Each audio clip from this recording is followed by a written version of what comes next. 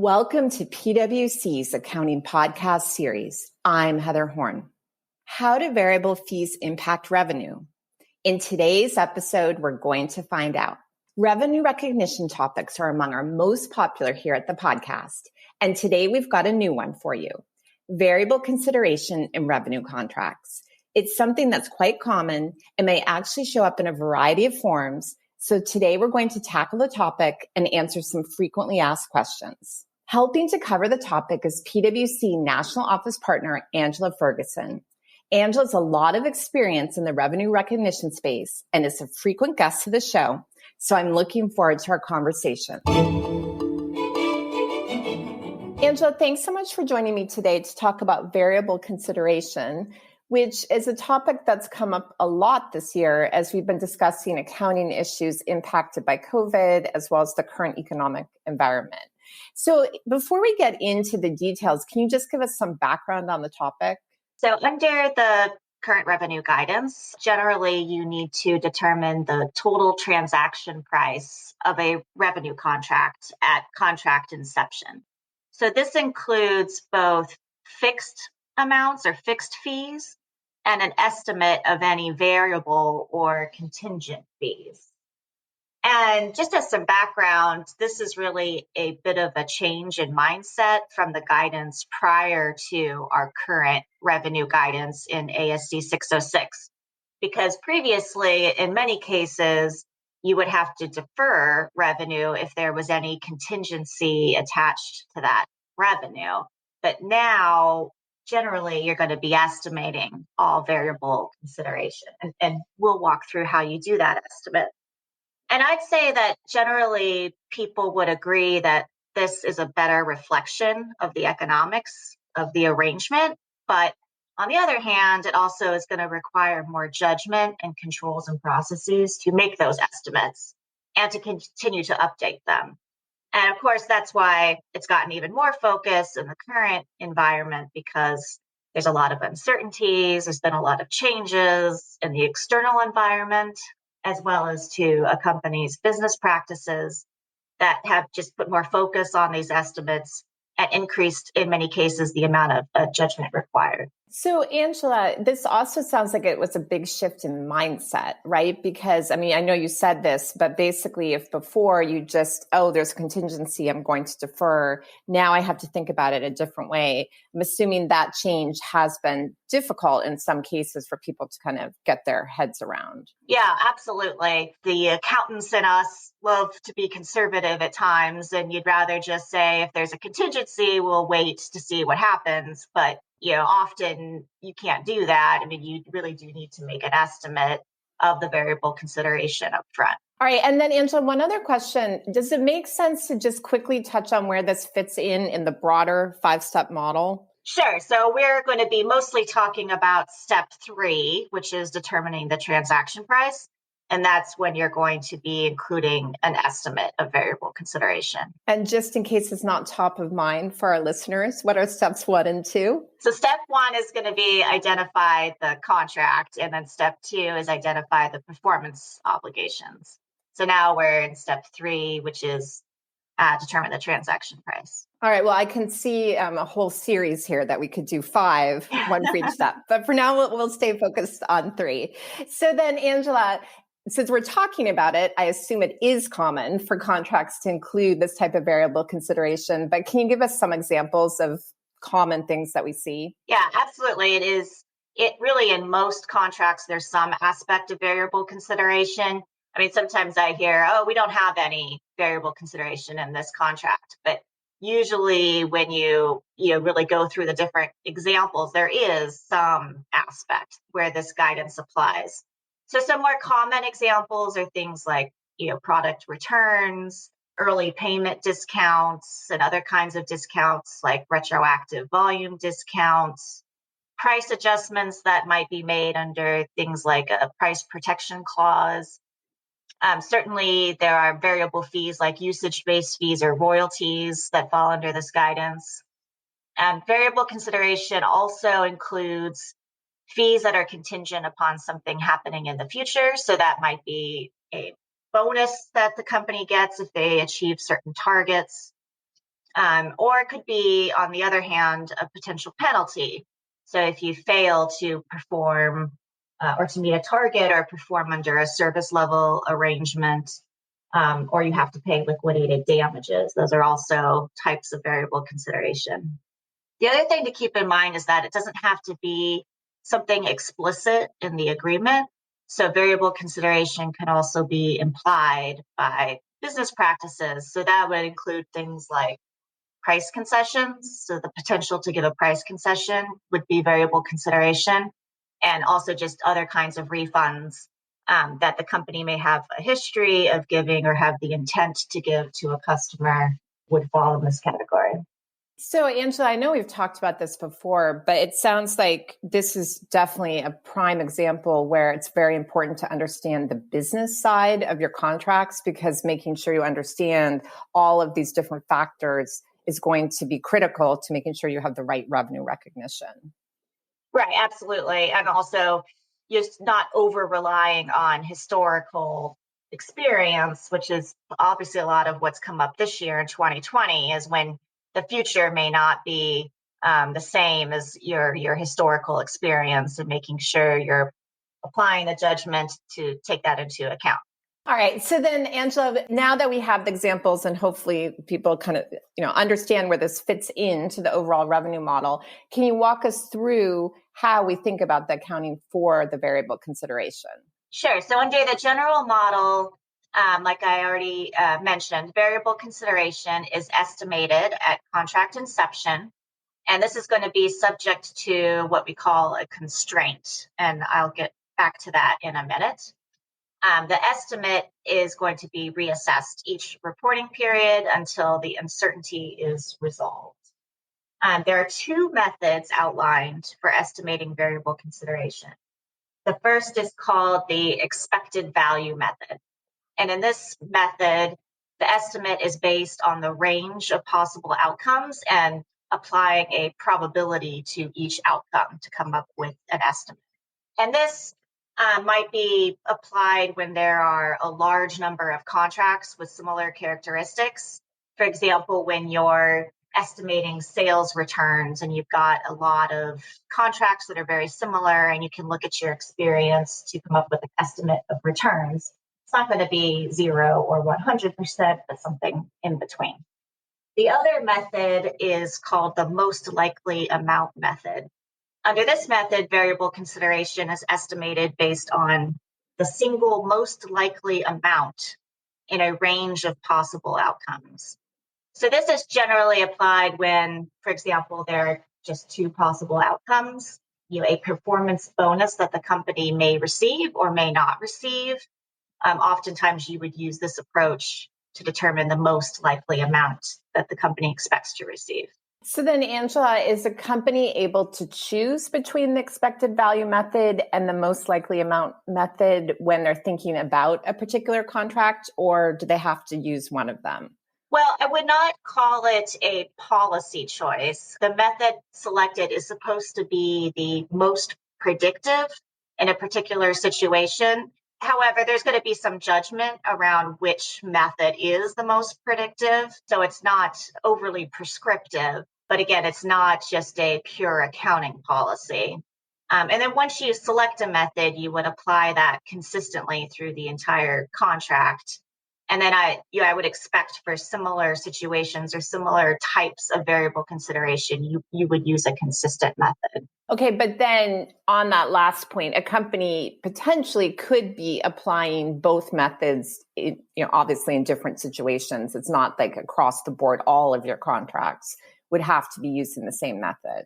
Yeah, absolutely. I mean, you could even have a contract with two different kinds of variable consideration, and you might apply a different method to the two different types of variable consideration. Okay, that's obviously the advanced level of this discussion, but I think helpful point to make. So, Angela, I want to go back to another point you made, which is you said that there's actually a constraint on making this estimate. So what do we mean when we say that? Right. So even after you apply one of these methods and you have an estimate, that estimate is subject to what's called a constraint. So the overall concept of the constraint is that you should only include amounts in the transaction price to the extent it is probable that a significant reversal of cumulative revenue recognized to date will not occur in the future when the uncertainty is resolved. So I was very careful to use the exact words from the standard there, but at a high level, you basically need to be comfortable at the probable threshold that you're not going to end up reversing revenue you've recognized at some point in the future. So this adds an element of conservatism over the estimate of variable consideration. And there are a couple of clarifications.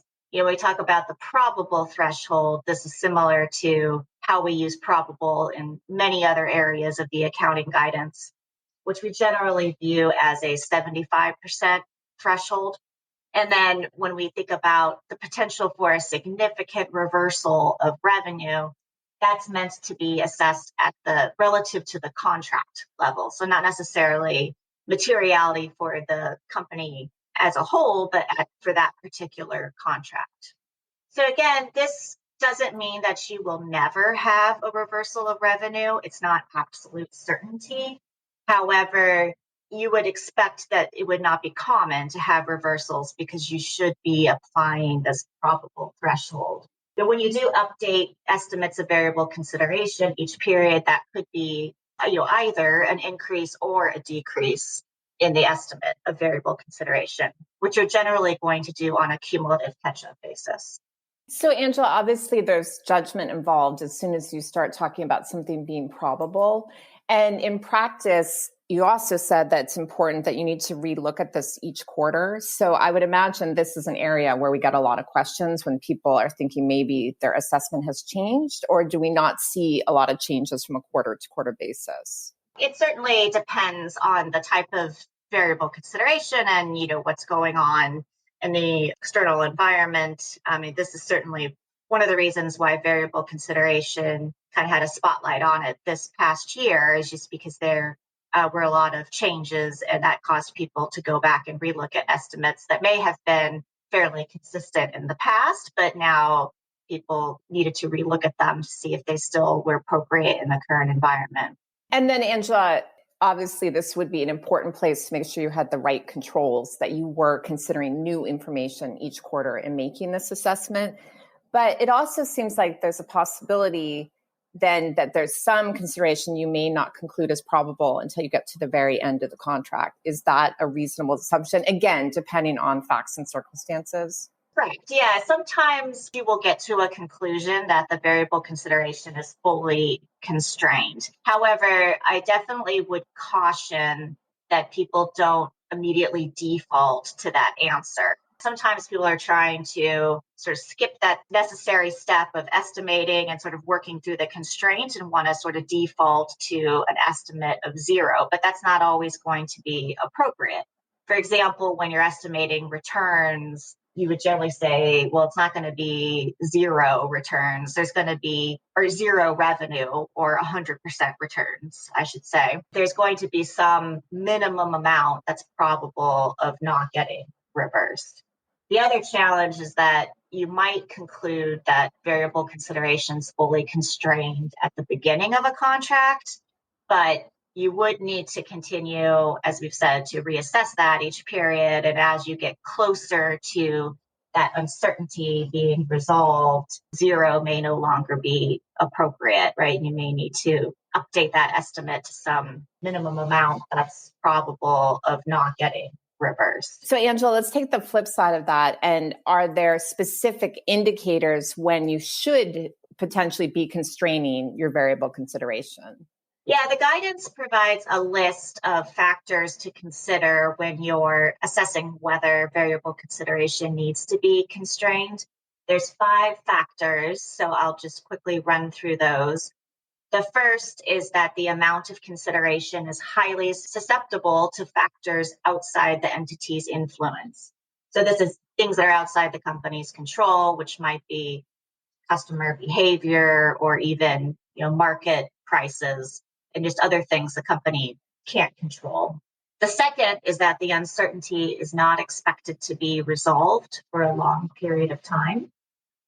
The third is that the entity's experience with similar types of contracts is limited, or that experience has limited predictive value.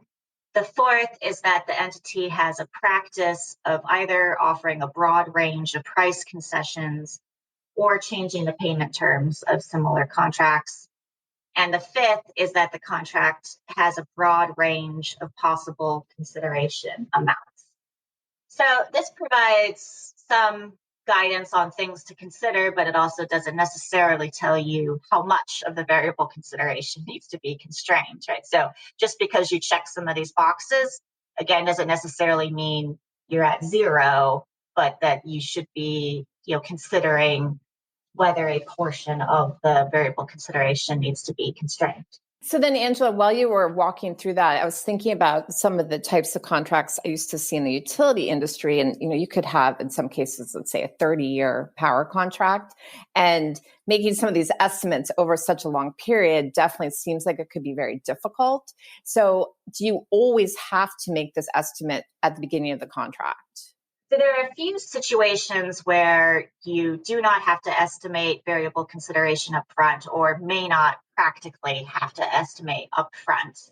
So I'll walk through a few of those, and I'll start with what is truly an exception to the general model. And this is called the royalty exception.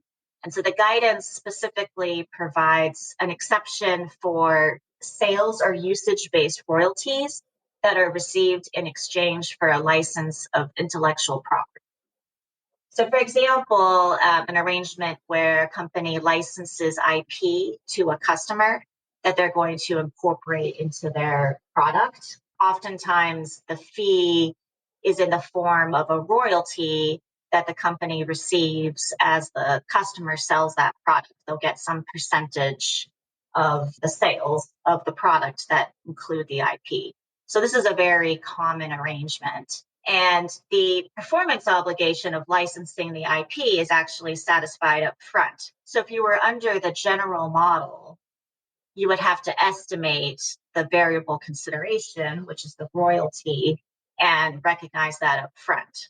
So when the FASB was developing the standard, they recognized that that was going to be extremely difficult, especially since these arrangements are often over a very long period of time.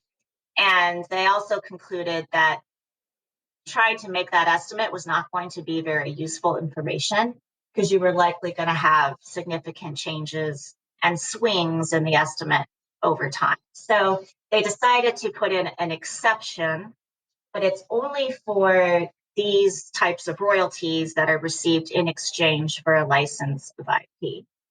Under the exception, revenue is not recognized until the later of the period the sales or usage actually occurs, or the performance obligation is satisfied. So in the example that I gave, performance obligation satisfied up front, so then you're recognizing revenue in the period that the customer's sales occur, which is when you would have the rights to the royalty. One thing to note here is that if you're getting a report from your customer of their sales, in order to determine the amount of the royalty, sometimes that's received on a lag. It may be, after the period that the sales actually occur. So the revenue recognition is not necessarily the period you get the report, but it's supposed to be the period that the sales actually occur. So in some cases, you may have to estimate that amount, even though you're under the exception, because you'd have to estimate it in the period that the sales. But just to note, this is a very narrowly defined exception. So for example, if you were to sell the IP instead of license it, the exception would not apply. So, you do need to make sure you're actually in the scope of the exception before applying it. The other thing to note is that if there's a minimum royalty, which is also very common, that is not a variable consideration.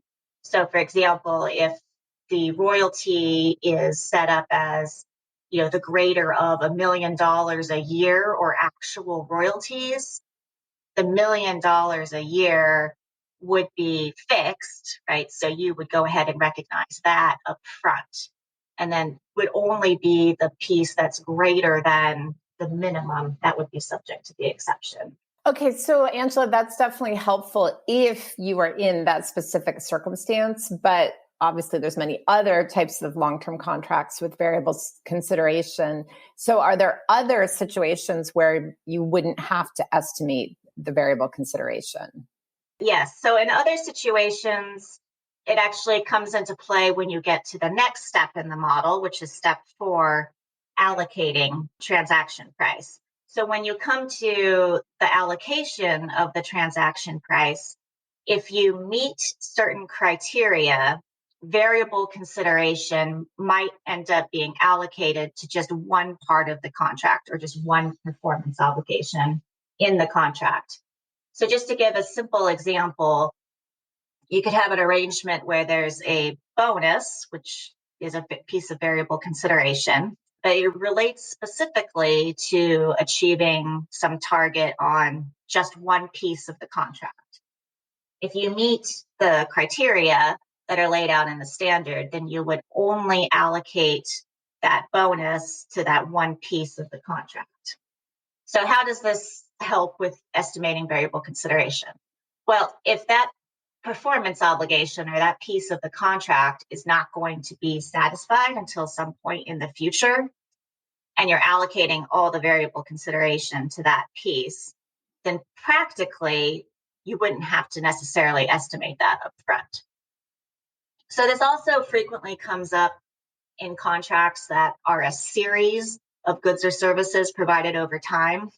An example I always go back to on these podcasts is software as a service or a SaaS arrangement, which is being provided over time. It's pretty common to have a usage-based fee that depends on usage for, say, a particular month in that contract. Well, again, if you meet these specific criteria, you might allocate that usage-based fee to the particular month that it relates to. So you would recognize it, each month as the usage-based fee is incurred. Again, this means that practically you wouldn't have to estimate all of that variable consideration up front. And then the last situation I'll mention is that there's also a practical expedient. And again, with its own criteria to meet. But under this practical expedient, you can recognize revenue based effectively on the amount you have the right to bill. So again, it's basically one of the methods for recognizing revenue over time. And so if you're under this practical expedient, you may not have to estimate all of that variable consideration up front because you're going to just recognize it as you have the right to bill. But I would again caution for all of this that you can't just necessarily default to these conclusions. You have to first make sure you meet all the criteria to be in these situations. So I think that goes back to making sure you understand the contract and the terms, and then obviously making sure you have the right controls in place, as we talked about earlier. So then, Angela, one more question before we wrap up. I know we frequently see contracts that have components, revenue components as well as lease components. And from our discussion today, I also know there's potentially a difference in the models for variable consideration for leases versus revenue contracts. So how do we think about that when we may have contracts that have both components?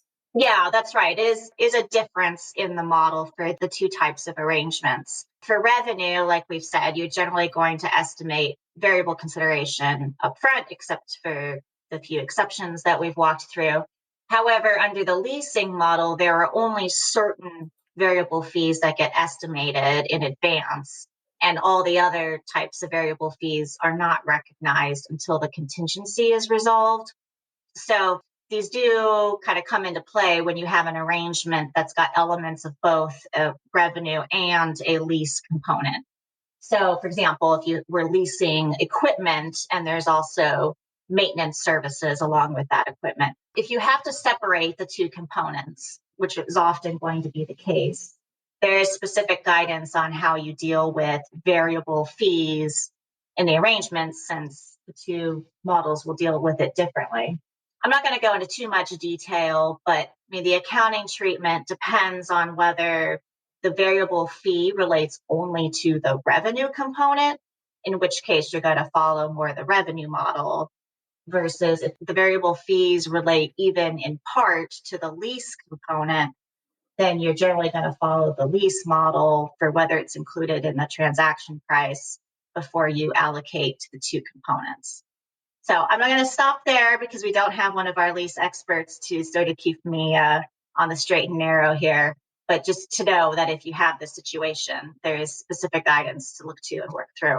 All right. I think this helpful highlights. And I do think a good potential podcast topic would be the interaction of the revenue and lease standards. So potentially more to come on that. But just to wrap things up today, Angela, I know we went through a lot of different things, talked about some exceptions, et cetera. What are some of the key takeaways for the audience? Yeah, I mean, I'd say the key takeaways are that, most contracts are going to have some aspect of variable consideration, even if it's not explicit in the terms of the contract. Again, it can be implied by business practices, including giving concessions or the potential for accepting returns. So in almost any case, you're going to have some process for identifying and estimating variable consideration. And then going to the constraint, while it does add an element of conservatism to those estimates, don't assume that you can just default to zero. And even if you start out at zero, maybe at the beginning of the contract, that's an estimate that has to be updated each period, and zero may not be the right answer for the entire period of time before the contingency is resolved. And then that, of course, just goes back to having the right processes and controls in place to both, establish those estimates at contract inception, but continuing to update them each reporting period. Okay. And then, Angela, given that we're talking about estimates, I know there's some important disclosures. So can you give us the highlights on those? Sure. There are multiple disclosure requirements that are going to hit on variable consideration. The first is that there are requirements around disclosing significant contract terms. So that's going to include the types of consideration, including variable consideration, and obligations for things like returns and refunds, which all fall under the variable consideration umbrella. You also are required to disclose significant judgments that are used for determining transaction price. So clearly, a big judgment is going to be estimating variable consideration and assessing whether variable consideration is constrained. There's also a requirement to disclose revenue recognized in the current period that relates to past performance. We kind of refer to this as the out of period disclosure, and it's not because of an error, but as I mentioned, you're going to be updating your estimate of variable consideration each period, and often that's on a cumulative catch-up basis. So some of that may actually relate to performance in a past period, but you're updating your estimate in the current period. There is a disclosure requirement to disclose that amount of that catch-up that's recorded in the current period. Okay, so Angela, definitely a lot of specifics to think about, particularly on the disclosures. So where should our listeners go if they'd like more information? Yeah, Chapter 4 of our revenue guide has all the details on variable consideration, so you can go there for more information. All right. Well, Angela, thank you so much for all the insight. And as always, like to wrap things up on a slightly lighter note. And as we're in the beginning of March, my thoughts turn to spring. And I know you and I are both in California, and most people think us Californians don't care about spring, but I definitely still look forward to it. So just curious, if there's anything in particular you're looking forward to as we look into later in March. Well, in my household, my schedule revolves around my kids' schedules right now. So for spring, I think of softball and baseball starting up, and it looks like they will be able to play this year. So that's really exciting because they weren't able to play last spring. Definitely looking forward to watching some softball and baseball games. Yes, sounds fun. And definitely, I think no matter what age you are, thinking of baseball and softball definitely makes you think about spring training and everything else. So that's exciting, and best wishes to your kids with that. So, all right, with that, as always, thank you so much for all your insight, Angela, and I appreciate you joining me. Sure thing. Join me back here every Tuesday for new episodes on all things accounting and reporting. Next week, I'll be joined by Tom Barbieri and Pat Durbin to talk about accounting changes and preferability. It's that time of year, and they've got some great reminders, so you won't want to miss it. And on Thursdays, join me for our Forecast 2021 mini-series for CFOs and controllers. So that you never miss an episode, subscribe to this series wherever you listen to your podcasts. And to stay up to date on all the latest content, let's connect on LinkedIn. For PwC, I'm Heather Horn. Thanks for tuning in. This podcast is brought to you by PwC, all rights reserved. PwC refers to the U.S. member firm or one of its subsidiaries or affiliates, and may sometimes refer to the PwC network. Each member firm is a separate legal entity. Please see www.pwc.com/structure for further details. This podcast is for general information purposes only and should not be used as a substitute for consultation with professional advisors.